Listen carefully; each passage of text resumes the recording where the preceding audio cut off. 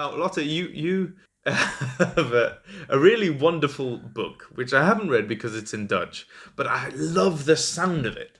So give us a quick intro to what your book is, and then I heard that you have some good stories for us. Sure, okay.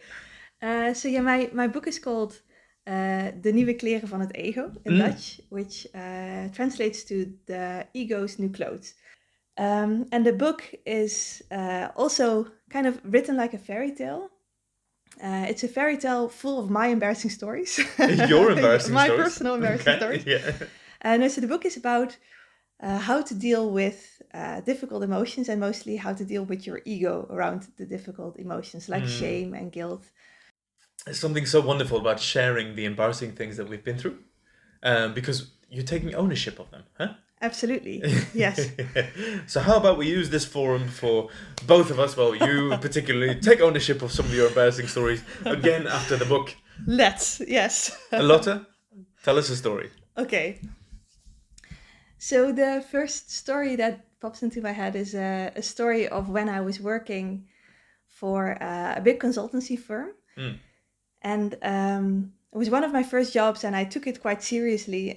Mostly the dress code I took quite seriously. I thought, if I dress, like a professional, like an adult, I belong here. And I was so good at maybe bluffing to some extent that I was put in a team full of software engineers as a data expert. Okay. And I was able to do something in Excel, and I was able to do, but I was far from being a data expert. I was put in this team, and I felt useless every day I went to work. I felt really ashamed, to the extent that I really couldn't process any new information because I was so scared I would be found out. I did kind of try to position myself in a way that I could do more stakeholder management, or because I was more, social than some of my team members. And my manager saw that, and he said, you know what, we have this really great product we've been working on. And the team had been working on it for a few months, and he said, I want to present it to the whole company. So I want to see if we can give this big presentation for, I think it would be over 300 people. Do you want to do that? Do you want to present? So I was like, wow. Yeah, absolutely. I thought, finally, I can have some value in the team and I can prove myself. So we spent a lot of time prepping and going through all the details of the product. And we talked about, we practiced all the questions I could get, so I could really kind of launch the product for the company. And we even practiced until late in the evening. And then the next day in the morning, I would do the presentation, give the presentation on a Teams call. So online? Yeah, online. It would be online. I practiced in front of the mirror, and I was really confident, like, I'm going to nail this presentation. I'm going to be, I'm really going to show my value. And the Teams call was at 8:30. So I set my alarm. I went to bed quite early.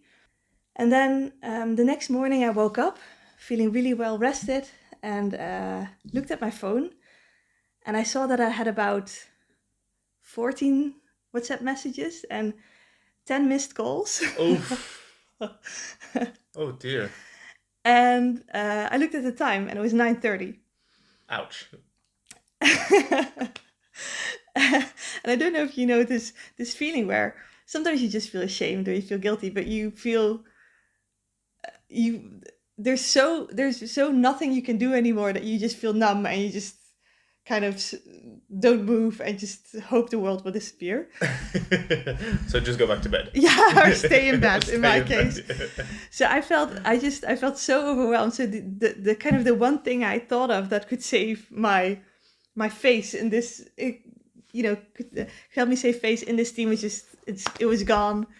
300 plus people had been waiting for me because there was nobody that could take over. So there was just a gap in this meeting. Oof. Yeah. Okay. So that's when I really learned about the feeling of shame and of guilt as well, because I felt like I really let my team down and my manager down. And that same day I had to go into work. I mean, I couldn't just stay in bed. Obviously I was late for work because I woke up at 9:30. And one of the things I noticed, I went there and I felt so, heavy and so guilty. And so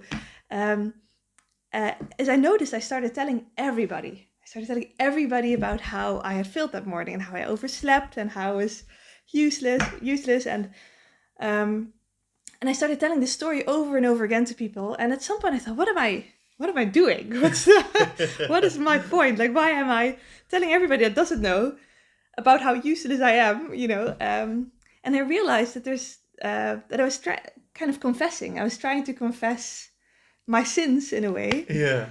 Hoping, I don't know what I was hoping for, because when people were very positive and they would say, oh, it happens to the best of us, I didn't feel better. So I think hoping for more kind of punishment because I felt I deserve it. Okay. And that's where that led me to this book and led me to being very interested in failure and sharing failure, is how there's this internal drive that a lot of people have, I've noticed, to share their failures. And when they do, it actually really relieves you from a lot of, it helps you process the experience. So maybe a lighter but also embarrassing story. Yes, please. Is from when I was a student. I used to go to this bar all the time, and it was full of these kind of fraternity type of guys. And when I was still 19, I was very impressed by that, because I was not necessarily the coolest person in high school. So then when there were very cool... I can't believe that. You must have been. I know, right? I dried up so well. But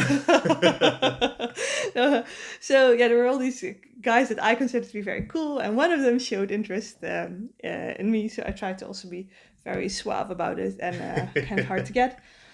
And at some point we started talking. And at the end of the night, he walked me home. I lived very close to the bar.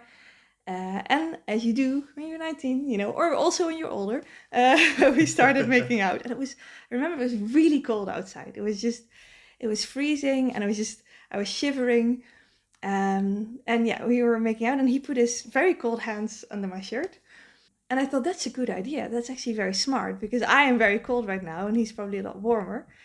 So I thought, I'll do the same thing. I'll follow his lead. But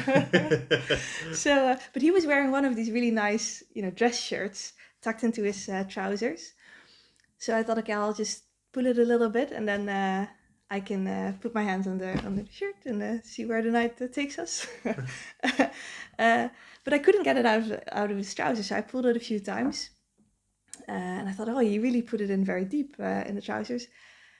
So at some point I thought, this is not working, because it was very awkward. We were making out. I was just kind of pulling his shirt all the time. And I thought, I'll just give it one really hard tuck, the very, to just get it out of and then we're done with this. And I did. And I tucked it really hard. And then he kind of pulled away from me and he said, those are my underpants. That's kind of when I realized I had been actually pulling on his underpants all this time. And I think he let me until I gave him a full wedgie, and he was just kind of...